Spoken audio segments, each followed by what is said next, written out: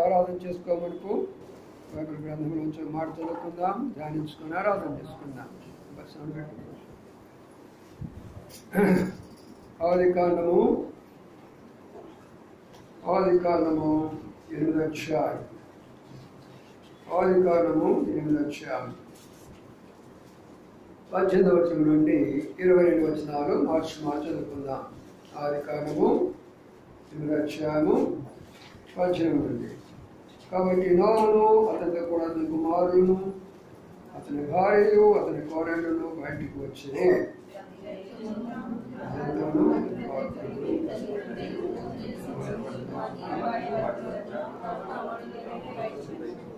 అప్పుడు నోవా యెహోవాకు బలిపీఠం కట్టి పవిత్ర పక్షులన్నిటిలోను కొని తీసుకొని ఆ పీఠ మీద దారబలిని అర్పించెను.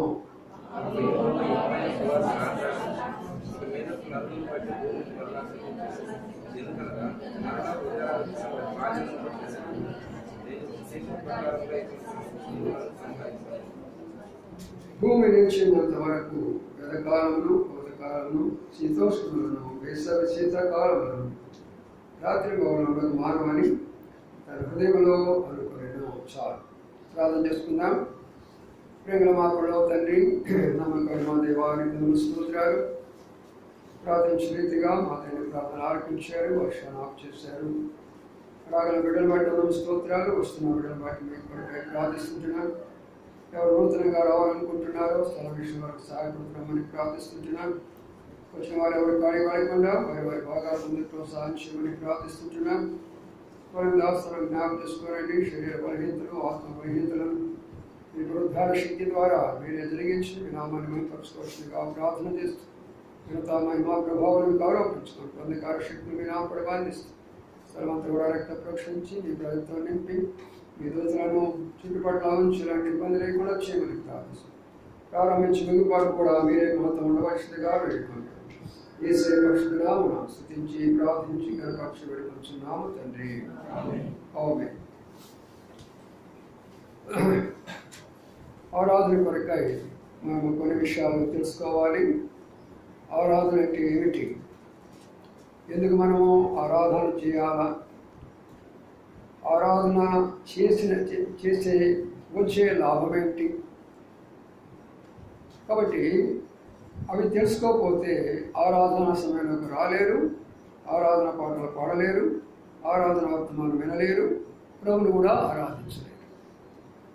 అందుకనే మనము ప్రభుని ఆరాధించాలైనప్పుడు ఈ విషయాలు జ్ఞాపకం చేసుకోవాలి. ఆరాధన నేనెందుకు చేయాలా? ఆరాధన నేనెందుకు చేయాలి? ఒకవేళ నేను ఆరాధన చేస్తాననుకో, దేవుడు నాకు ఏమి ఇవ్వబోతున్నాడు అది తెలుసుకోకపోతే మనము ఆరాధన చేయడం ఎందుకు? అందుకనే చాలా క్లుప్తంగా మనకి తెలిసిన విషయాలు మరికొన్ని నూతన విషయాలు నేర్చుకున్నాం. ప్రభు యొక్క వాక్యం ఇప్పటికప్పుడు జీవజాల ఓట కాబట్టి అందులోంచి కొన్ని ఓటగలైనటువంటి మాటలు అర్థం చేసుకోవడానికి ప్రయత్నం చేద్దాం. అప్పుడు నోహ యెహోవాకు బలిపీఠము కట్టి, ఆరాధనలో మొదటి భాగం ఏంటి? బలిపీఠము. బలిపీఠం అంటే ఏంటి? ప్రభు కొరకై సమర్పణ, ప్రభు కొరకై త్యాగము. ప్రభు కొరకై మనం ఏం చేయాలా? త్యాగం చేయాలా, ప్రభు కొరకై సమర్పణ చేయాలా. దానిని బలి అంటారు. ఆరాధన మరి కొంత దూరం నుంచి రావాలి. మరి రావాలంటే అది ఏమాలి? దాన్ని బలి. ప్రభా, నేను ఆరాధన పెడుతున్నాను, కాబట్టి నీ కొరకై ఎన్నో ఆటంకాలు వస్తున్నాయి. ఈ ఆటంకాలన్నిటినీ నేను నీ కొరకై త్యాగం చేస్తున్నాను. దాని కొరకు ఒకవేళ నేను అంత డబ్బులు ఖర్చు పెట్టి ఆటోలో రావచ్చు, లేక రకరకాలుగా రావచ్చు కదా, మరి దానినే బలిపీఠం అంటారు. చాలామందికి ఈ విషయం తెలియదు. వాళ్ళు ఏమనుకుంటారంటే, ఆరాధన అనుకుంటే అన్నీ బాగా ఉన్నప్పుడు, అనుకూలంగా ఉన్నప్పుడు, మంచిగా ఉన్నప్పుడు వెళ్ళి దేవానికి వందనాలు స్తోత్రాలు చెప్పొస్తాను. అది కాదు బలిపీఠం అంటే. ఉదయం నుంచి మా ఫోన్లు వస్తూనే ఉన్నాయి. మా ఇంట్లో నీళ్ళు ఉన్నాయి, మా ఇంట్లో ఉంటుంది, మా ఇంట్లో అవి ఉన్నాయి. ఉండకుండా ఎట్లా ఉంటాయి? బురదలో నీళ్ళు వండుకొని ఉంటాయా? దేవుడు ఏం చెప్పాడు? 22 వచ్చిన చూడండి. భూమి నిలిచినంత కాలము, వెదకాలము, కోతకాలము, శీతోష్ణాలు, వేసవి, శీతాకాలాలు, రాత్రి మౌలు ఉండవు మానవు. దేవుడు చేసేసాడు. ఇక అవి ఉంటాయి. అవి కానీ వాటిలోంచి మనం ఎట్లా తప్పించబడాలనేది చాలా ప్రాబ్లం. అవన్నీ ఉంటాయి. కానీ ఆనాడు ఉన్నటువంటి యొక్క సందర్భంలో ప్రపంచంలో ఉన్న ఒక్క కుటుంబాన్ని మిగతా వాళ్ళందరూ కూడా నేలలోకి వచ్చేసారు. అయితే తర్వాత ప్రభు ఎప్పుడు అలాగే అనలా, నేను ప్రపంచం మొత్తాన్ని నీళ్ళలో ముంచుతానని ఆయన ఎప్పుడు అనలా. మళ్ళా ఆయా స్థలాల్లో ఆయా రకాలైనటువంటి పరిస్థితులను బట్టి, వారి స్వభావాలను బట్టి దేవుడు వారిని మార్పులకు తీసుకురావాలి. కాబట్టి వారికి శిక్ష విధించి ఆ మార్పులకు నడిపిస్తాడు. అందుకని మొట్టమొదటిగా బలిపీఠం నేర్చుకోండి. ఆరాధన అనేది బలిపీఠంతో స్టార్ట్ కావాలి. బలిపీఠం అంటే ప్రభు కొరకై సాక్రిఫైస్ అనగా మనం మొట్టమొదటిగా మన ఆరాధనలో ఇక్కడ వచ్చిన నోటితో చేసింది కాదు ఆరాధన. నీవు ఎప్పుడైతే ప్రభు కొరకై అక్కడ బయలుదేరినావో అది నీ ఆరాధన స్టార్ట్ అవుతుంది. దూర ప్రాంతం నుంచి వస్తున్నావు, వృద్ధాప్యంలో వస్తుంటున్నావు, అనారోగ్య పరిస్థితిలో వస్తున్నావు, అనానుకూల పరిస్థితిలో వస్తున్నావు, బంధువుల యొక్క ఒత్తిడిలో నీ వస్తూ ఉంటున్నావు, అనేకమైనటువంటి శ్రమలలో నీ వస్తూ ఉంటున్నావు. అవన్నీ బలిపీఠాలే. అలాంటి వారికి దేవుడిచ్చే ఆశీర్వాదం గొప్పది ఇక్కడ. అందుకనే ఆరాధన ప్రతి ఒక్కరు కూడా ఇక్కడికి వచ్చి చేయడం కంటే ముందు నేను నా ప్రభు కొరకు ఏమి బలి చేసుకుంటున్నాను, ఈ రోజున ప్రభు కొరకు నేనేమి సమర్పించుకుంటున్నాను. నా సమయమా, లేక నాకున్నటువంటి యొక్క ధనమా, లేక నాకున్న పరిస్థితుల, నాకున్న స్నేహితుల, నాకున్న బంధువుల, నాకున్న మిత్రుల, దేనిని నేను ప్రభు కొరకై నేను ఈ రోజున సాక్రిఫైస్ చేస్తున్నాను. అదే బలిపీఠం, అదే ఆరాధన ఉండే మొదటి మాట. కాబట్టి ప్రియులారా, ఈ మాటను గుర్తుంచుకొని ప్రతి ఆదివారం కూడా బలిపీఠం కట్టడం నేర్చుకున్నాను. బలిపీఠం కట్టుకొని ప్రభు దగ్గరికి వచ్చేస్తే ప్రభు దాన్ని చూస్తూ వస్తాడు. ఓహో, నోహు బలిపీఠం కడుతున్నాడు. ఈ బలిపీఠంలో ఎంతమంది భాగస్తులు ఉన్నారు చూశారు కదా. నోహు, నోహు యొక్క భార్య, 2 కుమారులు, 2 కోడలు, మొత్తం ఎంతమంది అయ్యారు? 8 మంది అయ్యారు. 8 మంది అయ్యారు. అనగా బలిపీఠంలో మరొక పాయింట్ ఏంటంటే, నేనే కాదు, నేనే వస్తే స్వార్థపరుడు అవును, నేనే వస్తే స్వార్థపరుడు, నేను నా కుటుంబం, నేను నా కుమారుడు, నేను నా కుమార్తె, నేను నా భర్త, నేను నా భార్య, నేను నా బంధువులు, నేను నా స్నేహితుడు, నేను నా ఇరు పొరుగు వాడు. ప్రభు కొరకై మనం కొంత ఏం చేయాలా? అది బలిపీఠం అంటే. అది బలిపీఠం. వారు కలిసి చేస్తున్నారు. అప్పుడు దేవుడి ఆశీర్వాదము నీకే కాకుండా వచ్చేవారికి కూడా ఇవ్వబడుతున్న ఆశీర్వాదం. ఆ దీవెన ఆశీర్వాదం అనేది వచ్చేవారికి కూడా ఇవ్వబడుతుంటుంది. కాబట్టి ప్రియులారా, ఇది అర్థం చేసుకొని ప్రభు మొట్టమొదటిగా నేను నిన్ను ఆరాధించాలంటే నేను బలిపీఠం కట్టాలా? ఇప్పుడు ప్రభు అంటాడు, నువ్వు నా బలిపీఠం కట్టడం ఏంటి? నేను ఆల్రెడీ నీ కొరకే బలి అయిపోయినాను అన్నాడు. ఏంటా బలి? రండి అక్కడ మనం చూద్దాం. ఆయన మన కొరకై ఏమి బలైపోయినాడో చూద్దాం. చూడండి, అక్కడ మనం గమనించినట్లయితే 6వ అధ్యాయంలోనే ఒక మాట కనబడుతుంది. 14 వచ్చిన అంటాడు, చితిసారపు మ్రానుతో నీవు నా కొరకు ఓడను చేసుకును. అది ఆయన బలిపీఠం. ఆయన బలిపీఠము ఎక్కడ స్టార్ట్ అయిందంటే ఒక చితిసారకతో మ్రాను అనగా ఒక వృక్షం. ఇప్పుడు వృక్షం ఏం చేయాలా? పెకలించబడాలా. ఆ వృక్షం ఏం చేయాలా? బాగా కొట్టాలి. ఆ గొడ్డలు తీసుకొని కొట్టాలి, చెక్కలు ముక్కలుగా చేయాలి. అప్పుడు అది ఓడ తయారవుతుంది. ఆ ఓడలోకి వీళ్ళందరూ రావడానికి ముందు ఆ వృక్షము బలిపీఠం అవుతుంది. మీ బలిపీఠం కాదు, మన బలిపీఠం కాదు. మన బలిపీఠం కంటే ఆయన బలిపీఠం ఎట్టుందో చూడండి. అర్థమవుతుందని చెప్పిన మాట బాగా అర్థం చేసుకోండి. ఆయన బలిపీఠం ఎలాగా ఉందంటే చెట్టు పెకలించబడుతుంది, దానిని గొడ్డలు పెట్టి కొట్టబడుతుంది, చెక్కలుగా తయారు చేస్తుంటున్నాడు, ఓడగా నిర్మించుకుంటున్నాడు. దాని లోపల వచ్చి ఆనందభరితులు అయిపోతుంటున్నారు. ఏమిటి ఈ యొక్క వృక్షం అంటే పరలోకం నుంచి నీ కొరకై నా కొరకై ఆ దివ్యమూర్తి, ఆ ప్రభునటువంటి యేసు క్రీస్తు వారు, ఆ మహిమా స్వరూపుడు, మానవ స్వరూపుడు ఉండే దాని కొరకై పెకలించబడ్డాడు. మహిమలో నుంచి ఆయన పెకలించబడ్డాడు, దేవదూతల్లో నుంచి పెకలించబడ్డాడు, పరలోకం నుంచి పెకలించబడి ఈ భూలోకానికి వచ్చాడు. ఆయన భూలోకానికి వచ్చి మన అందరి కొరకై చెక్క ముక్కలైపోయినాడు. ఆ శిలువ మీద మన అందరి కొరకై ఆయన చెక్క ముక్కలైపోయినాడు శిలువ మీద. అందుకనే ఇప్పుడు ఆ చెక్క ముక్కలతో కట్టబడేటటువంటిదే ఈ ఓడ, ఈ యొక్క సంఘం అనేటటువంటిది. ఈ సంఘంలో ఉన్నటువంటి నోవా కుటుంబాలే ఇక్కడ ఉన్నటువంటి కుటుంబాలు. చూడండి, నాకు ఎంతోమంది ఉన్నారు కదా ఇక్కడ, వాళ్ళందరూ ఉన్నారు ఇక్కడ. అక్కడ కూడా అంతే, చుట్టంతా కూడా ఏమన్నాయంటే నీడమయమైపోయింది. ఎక్కడ వాళ్ళు అక్కడ మునిగిపోతున్నారు. అయితే ప్రభు నమ్ముకున్న వాళ్ళు ఎక్కడ ఉన్నారు చెప్పండి? ఓడల లోపల ఉన్నారు. అది ప్రియులారా మనం గమనించవలసింది. మనం గమనించవలసిందంటే మనము ప్రభువులో ఉన్నాము కాబట్టి భయపడవలసిన అవసరం లేదు. మనం ఓడలో ఉన్నాము కాబట్టి భయపడవలసిన అవసరం లేదు. ఆ ఓడ ప్రభువే చెప్పాడు, ఈ రీతిగా నువ్వు సిద్ధపరచుకుంటే అందులోకి నీవు వస్తే నువ్వు భద్రంగా ఉంటావు. కానీ ఏ వ్యక్తి అయినా సరే ప్రభువులోకి వచ్చినప్పుడు దేనికి భయపడవలసిన పని లేదు, దేనికి బాధపడవలసిన పని. నేను ప్రభువులో ఉన్నాను. ఎందుకంటే ఆయన అంటాడు, ఈ సమస్తానికి అధికారిని నేనే. భూమి కానీ, ఆకాశము కానీ, సూర్యుడు కానీ, చంద్రుడు కానీ, నక్షత్రాలు కానీ, సమస్తమైన జీవరాశులు కానీ, సముద్రము కానీ సర్వము నేనే సృష్టించాను. నా మాట ప్రకారమే అయి ఉంటాయి.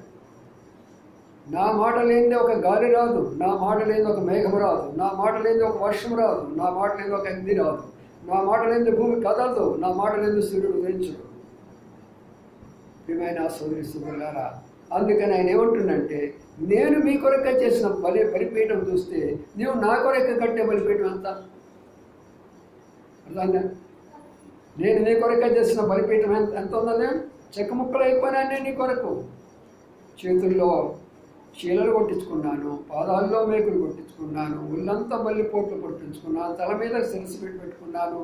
నీ కొరక నేను చెక్క ముక్కలైపోయినాను. యెషయా గ్రంథంలో మాట అంటే చాలా బాధకుండా చూడండి. యెషయా గ్రంథం 53వ అధ్యాయంలో, యెషయా 53లో ఆ మాట చదువుకోవాలనుకుంటే మనకు చాలా బాధ కలుగుతుంది. యెషయా గ్రంథము 53వ అధ్యాయం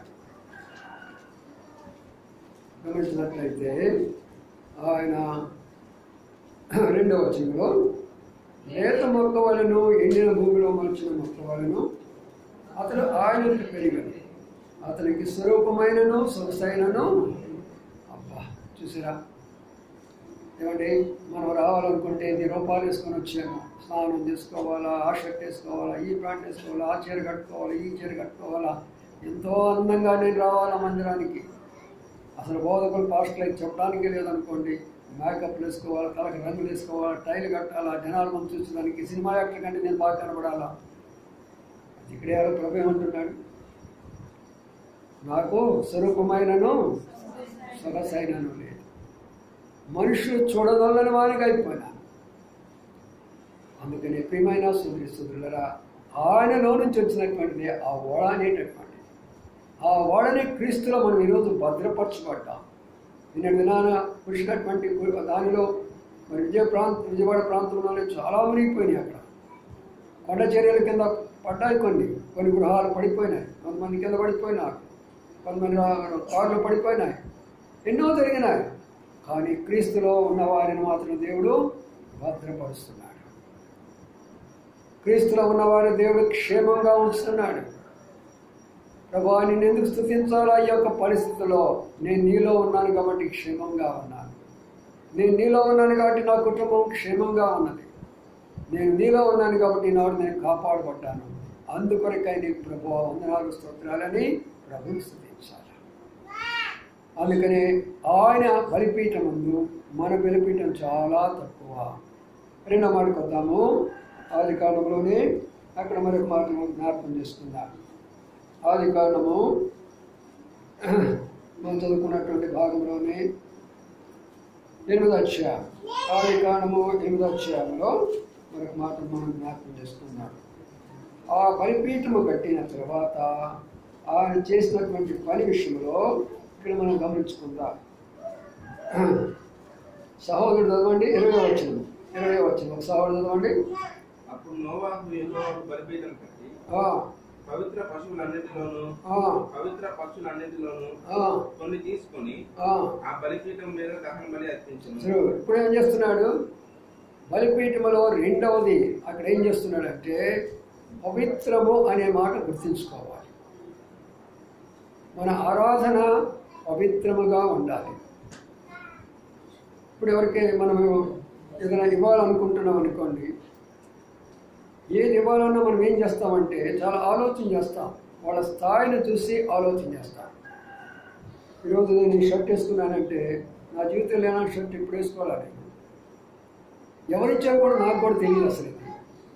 మీరు అనేక సందర్భాల్లో పుట్టుకలని, కృతజ్ఞత కొడుకులని ఎప్పుడెప్పుడు ఏదో ఇస్తూ ఉంటారు. అవి తీసుకొచ్చి అక్కడ పెడతాను, అవి ఎప్పుడో కొట్టించుకుంటాను నేను అది.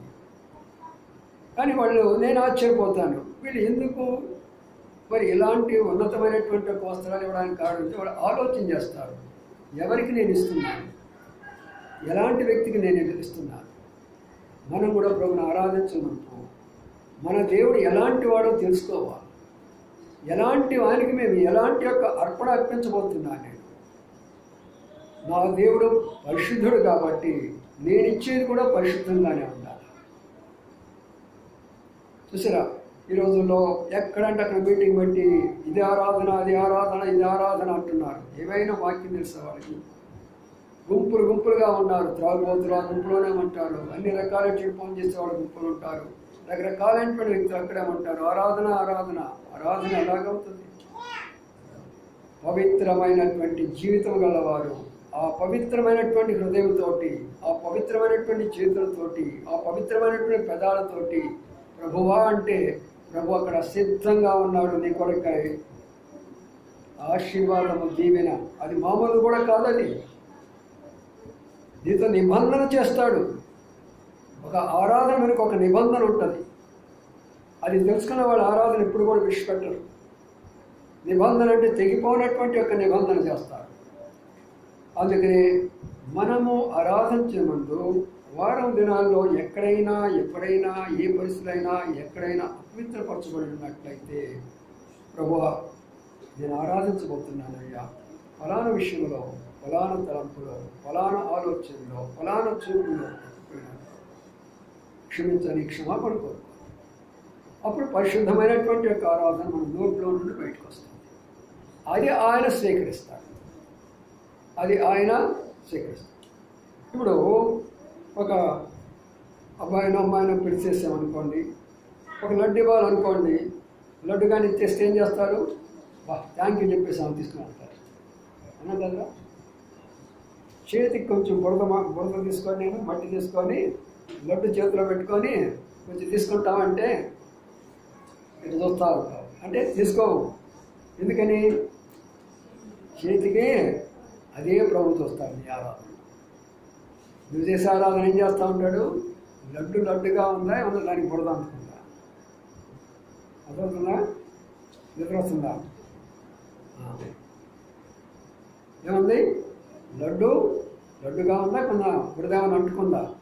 మన ఆరాధన అందుకనే ఏమన్నా 4:24 ఏమంటాడు? ఆయన ఆత్మగా ఆయన ఆరాధించేవారు ఆత్మతోనూ సత్యంతోనూ ఆరాధించాలి.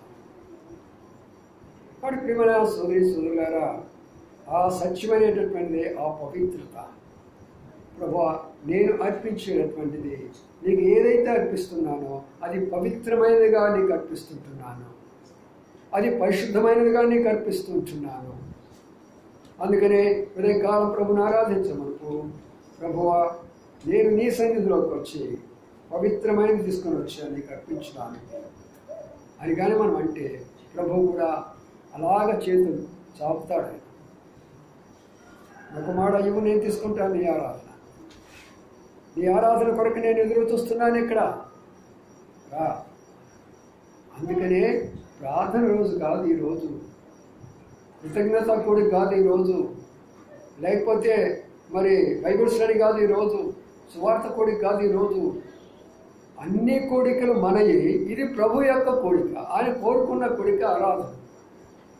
మిగతా అన్నీ ఆయన మనకిచ్చే కోడికలు. ఈ కోడిక మనం ఆయనకి ఇచ్చేటటువంటిది. మన సమయమైనా, మన ధనమైనా, మన తలాంతులైనా, మన వరాలైనా, మనకి ఏమైతే దేవుడు అయితే ఇచ్చాడో అవన్నీ ఆయనకి ఇచ్చేటటువంటి రోజు ఈరోజు. అదే కొంతమంది ఏం చేస్తారంటే దీని విషయంలో వాళ్ళు చేతులు మీద పట్టుకొని పోతారు. అందుకనే దేవుడు కూడా ఆయన చేతులు మీద పట్టుకొనే ఉంటాడు. సరే, ఇప్పుడు ఆ బలిపీఠం మీద 2 రకాలైనటువంటివి అర్పించబడ్డాయి. 2 రకాలు అర్పించబడ్డాయి. ఏమిటంట? మొదటిది పవిత్రమైన పశువు, రెండవది ఏంటి? పవిత్రమైన పక్షి. ఏమి ఇవన్నీ రాయాల్సిన అవసరమా బైబిల్లో? బలిపీఠం కట్టాడంటే అయిపోతుంది కదా వీళ్ళారా. అందుకనే ఈ జ్ఞానము మనం తెలుసుకోవాలనుకుంటే దైవ సన్నిధిలో మనం ఉంటే తప్పక అర్థం కాదు. మొట్టమొదటిగా బలిపీఠం అన్నది పశువు. పశువు అనగా దాని అర్థం ఏంటంటే అనేకమైనటువంటి విషయాలు ఉంటాయి, కానీ శరీరానికి గుర్తు. పశువు అంటే శరీరంగా కష్టపడుతుంది, శరీరంగా దున్నుతుంది, శరీరంగా భారం భరిస్తుంది, శరీర సంబంధమైనటువంటి యొక్క బరువులు మోస్తుంది పశువు. అందుకని ప్రభువా, పవిత్రమైనటువంటి నా శరీరాన్ని నీకు నేను అర్పిస్తున్నానయ్యా. ఆరాధన చూడండి ఎలాగున్నదో. మనం అప్పచెప్పేటటువంటి పిల్లలు కానీ అక్కడ పోయి A for apple, B for baby, C for cat, D for dog అన్నట్టు కాదు. ఆరాధన ఉండే విషయం ఏంటో చూడండి. ప్రభువా, నేను నీకు అర్పించేది పవిత్రమైనటువంటి శరీరం. ఇది ఈ వారం దినాలు ఈ శరీరాన్ని నేను ఎక్కడ అపవిత్రపరచుకోలేదు. నా చూపులో కానీ, నా వెనుకడిలో కానీ, నా నోటి మాటలో కానీ, నా చేతి ద్వారా కానీ, నా చేయి ద్వారా కానీ, నా శరీరం ద్వారా కానీ ఎక్కడా నేను అపవిత్రపరచుకోలేదు ప్రభువా. అందుకొరకే నేను నా శరీరాన్ని మీకు మొట్టమొదటిగా అర్పిస్తున్నాను. చూడండి అక్కడ అన్నమాట.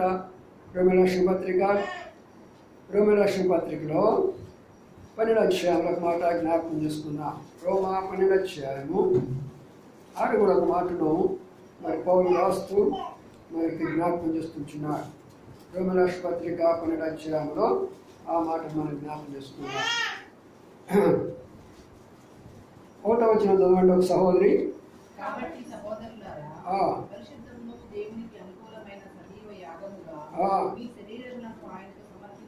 ఏం సమర్పించుకోమన్నాడు? గడ్డాలు ఏమన్నా ఉంటే గడ్డ సమర్పించుకున్నట్రా? తీసేయాలి. ప్రభువా, నీ కొరకే నేను సమర్పించుకున్నాను. బాధని తీసుకోవాలంటే అందంగా కనపడాలిగా. అదే సమర్పించుకోవడం అంటే. అదే నేను చెప్పాను నిన్న అనేదంటే, ఈ రోజుల్లో ఎక్కడ ఏ వ్యక్తిని చూసినా, ఏ ప్రాంతంలో చూసినా అందరూ రెమెడీలుగానే కనపడతారు. ఒక్కడ కూడా మంచిగా కనపడతారు. గడ్డ లేనివాడు అక్కడ కనబడాలి. ఆఖరి డాక్టర్లు కూడా ఎంత అవమానకరమో డాక్టర్లకి విషయం. మనం ఎలాగా ఉండాలా, ప్రభు మనకి ఇచ్చినటువంటిది ఎలాగ ఉండాలా, పవిత్రమైనటువంటి శరీరాలుగా మనం ఉండాలి. యవనస్తులైనటువంటి ఆడపిల్లలు, ఆఖరి కాలేజీ టీచర్స్, స్కూల్ టీచర్స్ కూడా దయ్యాలలాగా జడలు ఏర్పరచుకోవడం. దయ్యాలు తిరుగుతున్నాయి మొత్తం, అందుకని వాళ్ళు అట్లా తిరుగుతుంటున్నారు. శరీరాలు సమర్పించుకోవడం నేర్చుకోవాలి. ప్రభా నీ కొరకై నేను సమర్పించుకుంటున్నా, మాదిరికరమైనటువంటి అలాంటి ఆరాధన ప్రభు కోరుకుంటారు. అందుకని మొట్టమొదటిగా యొక్క శరీరాన్ని మనం ప్రభువుకు సమర్పిస్తున్నాం. రెండవది ఏదో అర్పిస్తున్నా చెప్పండి. అక్కడ పక్షి దేని గుర్తు? ఆత్మకు గుర్తు. పౌరం దేని గుర్తు? పరిశుద్ధాత్మకు గుర్తు. కాబట్టి ఆత్మ, ప్రభువా నా ఆత్మ నీకు సమర్పిస్తున్నా, నీకు ఈ ఆత్మను నాకు ఇచ్చావు కాబట్టి నేను ఆత్మీయంగా జీవిస్తాను, నేను ఆత్మీయమైనటువంటి కార్యాలు చేస్తాను, నేను ఆత్మీయమైనటువంటి స్థలాలకు వెళతాను, ఆత్మీయమైనటువంటి పాటలు పాడతాను, ఆత్మ సంబంధమైన స్నేహం చేస్తాను. ఎప్పుడైతే నీవు ఆత్మను ప్రభువుకు అర్పిస్తావో నీ ఆత్మ ఇంకా ఫలభరితంగా ఉంటుంది, నీ శరీరం ఇంకా ఆరోగ్యంగా ఉంటుంది. నువ్వు శరీరాన్ని ప్రభువుకు అర్పించే కొలది నీ శరీరం ఎంతగానో ఆరోగ్యకరంగా ఉంటుంది. చూసారా, మరి పితరులు ఒక్కొక్కరు 90 సంవత్సరాల వరకు బ్రతుకు వచ్చారు. 90 సంవత్సరాల్లోనే వాళ్ళు మోకాళ్ళను కూడా ప్రార్థన చేస్తున్న వాళ్ళు ఉన్నారు. మరి మనం ఈ రోజుల పరిస్థితిలో లేము. వారి శరీరాలను ఎంతగానో పవిత్రంగా ఉంచుకుంటూ వచ్చేవాడు. వాళ్ళ ఆత్మలను ఎంతో పవిత్రంగా ఉంచుకుంటూ వచ్చారు. అందుకని ప్రియులారా, ప్రభు వాళ్ళ యొక్క ఆరాధన అంగీకరించాడు, వాళ్ళ ఆయు పొడిగించాడు, శరీర ఆరోగ్యాలు ఇచ్చాడు. ఆ తర్వాత రెండవది వచ్చేసి వారి ఆత్మ జీవితంలో కూడా చివరి వరకు కూడా ఆత్మీయంగా జీవించడానికి వాడు ప్రభు సహాయపడుతూ వచ్చాడు. ఈ రోజున మనం అందరం కూడా ప్రభు నిన్ను ఆరాధించమని మీరు ఇచ్చిన ఈ శరీరాన్ని నీ కొరకే సమర్పించుకుంటున్నాను. ఆరాధన చేస్తామా? అది తీరుగా ఇక మనకు జ్ఞాపకం వచ్చిందంతా ఇక్కడ నిలబడి చెప్తాడు. ఎవరో ఒక సేవకుడు అర్పణ లేదా అనుకో ఎవరో అదే చెప్తాడు, కదా అంతా వల్లించుకుంటూ కూర్చుంటారు. అది కాదు ఆరాధన. నీ అనుభవంతో వచ్చి ప్రభా నా శరీరాన్ని అప్పగించాను, నా యొక్క ఆత్మని అప్పగించాను, ఇదిగో నీ కొరక నేను అప్పగించినప్పుడు అంటే ఇప్పుడు ప్రభు ఏమంటున్నాడో చూద్దానండి. ముగింపులో ఆ మాట చూసుకొని మనం ముగించుకుందాం. ఆదికాండము 8వ అధ్యాయంలోకి వెళ్ళిపోదాం. ఆదికాండము 8వ అధ్యాయము శ్రేష్టమైన తలపులు ప్రభు మనకిస్తున్నాడు. వాటిని మనము ఆలకించి ప్రభుని ఆరాధించుకుంటున్నాక. ఆదికాండము 8వ అధ్యాయంలో ఇప్పుడు 21వ వచనం సహోదరుడు చదవండి. అప్పుడు యెహోవా ఇంపైన సువాసన ఆగ్రహించి ఏంటంట? ఏం ఆగ్రహించాడంట ఆయన? సువాసన అంట. ఇదేమి జంతువులు తెంపితే సువాసన, లేదా పక్షులు తెంపితే సువాసన? చాలామందికి ఈ రోజుల్లో దాని యొక్క అర్థం తెలియక రకరకాలుగా అంటూ ఉంటారు. వారే హిందువులు అయి ఉండి విష్ణు అంటేనే వాళ్ళకి తెలియదు, శివుడు అన్నా వాళ్ళకి తెలియదు, లేదా బ్రహ్మ అన్నా వాళ్ళకి తెలియదు. ఒకటే మన యొక్క దాని గురించి విమర్శిస్తున్నారు, వాళ్ళకి తెలియదు. విష్ణు అంటే దేవుడు కాదు. విష్ణు అంటే సర్వ వ్యాపకమైనటువంటి వాడు. బ్రహ్మ అంటే సర్వమును సృష్టించిన వాడు. శివుడు అంటే సర్వశక్తి గలవాడు. దేవుని యొక్క లక్షణాలు సంస్కృతంలో చెప్పబడ్డాయి. ఆ లక్షణాలు బైబిల్ గ్రంథంలో ఉన్నాయి, వాళ్ళ గ్రంథాల్లో లేవు. లోతైనటువంటి సత్యాలు అవి. అందుకనే ఇక్కడ కూడా సువాసన అంటే దాని అర్థం ఏంటంటే ఆయన చేసినటువంటి బలిని బట్టి దేవుడు దాని విషయంలో ఆనందించాడు, సంతోషించాడు. ఆ త్యాగాన్ని చూశాడు, ఆ హృదయాన్ని చూశాడు. వీడు నా కొరక ఏమి సమర్పించినాడో చూసి ఇప్పుడు ఆయన ఆగ్రహించిన తర్వాత ఆయన హృదయంలో నుంచి ఒక శ్రేష్టమైనటువంటి తలంపు వచ్చింది దేవుని హృదయంలో నుంచి. తర్వాత వచ్చిన చదవండి. ఇక మీదట నరులను బట్టి భూమిని మరలా శపించను. ఎందుకనగా నరుల హృదయాలోచన వారి బాల్యం నుండి చెడ్డది. నేను ఇప్పుడు చేసిన ప్రకారంగా ఇకను సమస్త జీవులను సంహరించను. తర్వాత ఇంకో మాట చూడండి. ఆయన ఒక మాటను అక్కడ ఉపయోగిస్తూ ఈ మాట ఉపయోగించాడు. ఏమనగా 8వ వచ్చిందో 9వ అధ్యాయం వచ్చిందామండి. మరియు దేవుడు నోవాహు అతని కుమారులతో ఇదిగో నేను మీతోనూ మీ తదనంతరము మీ సంతానముతోను మీతో కూడా ఉన్న ప్రతి జీవితోను పక్షులేమి పశువులేమి మీతో కూడా సమస్తమైన భూజంతువులేమి ఓడలో నుండి బయటకు వచ్చిన సమస్త భూజంతువులతోను నా నిబంధన స్థిరపరుచున్నాను. చూసారా, నిబంధన చేస్తున్నాడు ఆరాధన తర్వాత. అది గుర్తుపెట్టుకోవాలి. మనం ఇక్కడ ఎప్పుడైతే ఆరాధన చేసిపోతామో దేవుడు మనతో ఒక నిబంధన చేస్తాడు.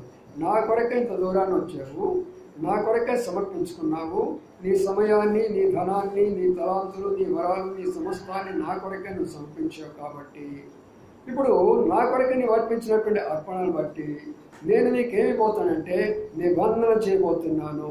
ఏమిటా నిబంధన అంటే, నీవు నీ కుమారులు, నీవు నీ సంతతి,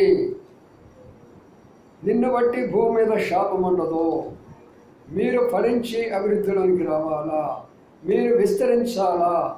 అందుకనే మొదటి 3 ఖండాలు ఉన్నది, ఈరోజు 7 ఖండాలు ఉంది ప్రపంచం. నోవహు కుమారులు ఎంతమంది చెప్పండి? 3 రక్షించబడ్డారు కదా. అందుకని మొదటి 3 ఖండాలు అంటారు. ఒక ఖండంలో మనవాడు పృథ్వీ కూడా ఉన్నాడు. ఇప్పుడు అక్కడ వచ్చాడు మన మధ్యకి ఈ రోజున. ఒకరేమో ఐరోపా ప్రాంతాలు, ఒకరేమో ఆసియా ప్రాంతాలు, ఒకరేమో ఆఫ్రికా ప్రాంతం. దేవుడు వాటిని ఇంకా అభివృద్ధి చేస్తున్నాడు. 5 అయిపోయినాయి. మళ్ళీ వాటిని ఇంకా అభివృద్ధి చేసి ఇప్పుడు 7 అయిపోయినాయి. ఇంకా రానున్నదాన్ని ఏమవుతాయి మనకు తెలియదు. అంటే దాని అర్థం ఏంటంటే, ఆరాధించిన తర్వాత నీకు దేవుడు, మన కుటుంబాలకు దేవుడు ఆశీర్వాదం ఇస్తాడు, దీవెనిచ్చి పంపిస్తాడు, ఫలభరితమైనటువంటి జీవితం ఇస్తాడు, రాబోయేటటువంటి శాపాల నుంచి రాకుండా కాపాడుతాడు, జల ప్రళయాల నుంచి కాపాడుతాడు. ఎన్ని వచ్చినా కూడా నీకు నీ సంతతికి ఓడలో ఉన్నవారికని మాత్రమే జ్ఞాపించుకోనండి. రక్షించబడ్డ వారికి మాత్రమే, రక్షణ లేని వారికి కాదు. రక్షణ లేని వారికి కాదు. కొంతమంది కొన్ని స్థలాల్లో రక్షించబడ్డ వాళ్ళు నమ్మకంగా ఉన్న కారణం చేత ఆ ఏరియా కూడా రక్షించబడుతుంది.